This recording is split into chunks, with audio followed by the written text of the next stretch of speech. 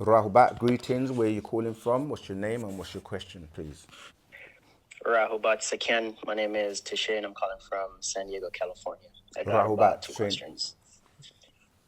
First, much love for all the content you're putting out as usual. It keeps us engaged, gives Appreciate us a love. clear mind and Thank good you. direction. Appreciate it. Ashok. Ashok. First question is in regards to ether.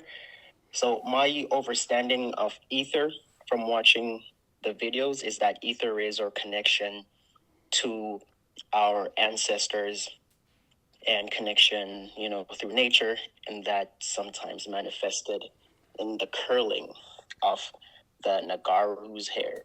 My question is, I have a lot of who we call Caucasian, have a lot of Caucasian or white friends. And, when I go to their places, they can pull up books and charts tracing back 200 generations. Yeah. But for my more pigmented friends, for us, it's 2, 3, 4, or even 5 generations.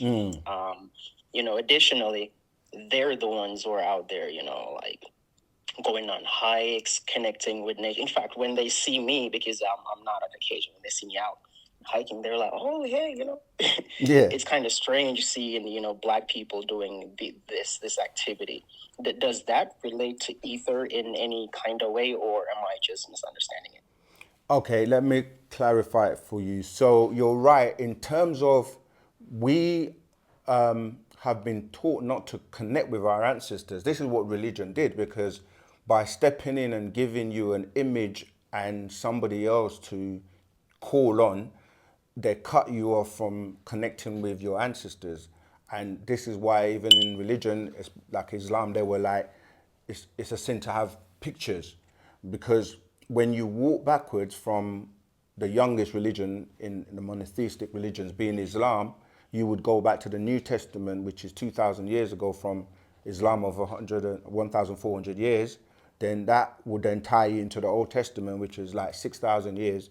But once you got to that, if you know about the origins of the Bible, you will get tied into the Sumerian tablets, and then you will also come across the Egyptian information, which would then tie you into the statues, the pictures, the walls of the walls, the pictures on the walls in Egypt. So you will then start to recognize yourself. So that they cut that connection back to your ancestors. So you've been dialing the wrong telephone number, but asking for help and asking for guidance.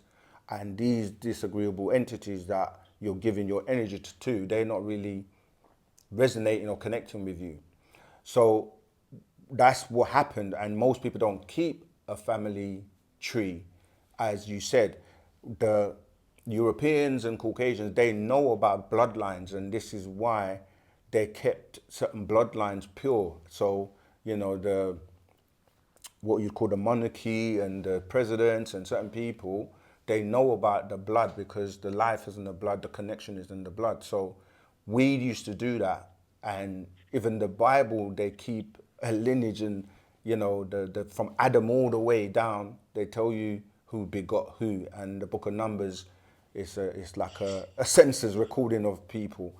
But the ether thing, the confusion comes in with when the master teacher talks about nine ether, is like explaining to people that, as I was saying, before creation there's existence which goes into ether.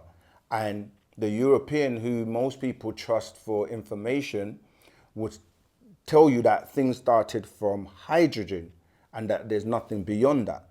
But with time, they've started to break down, because they're trying to find out, well, where do things come from? And when you do that, you have to go to the things that were here first.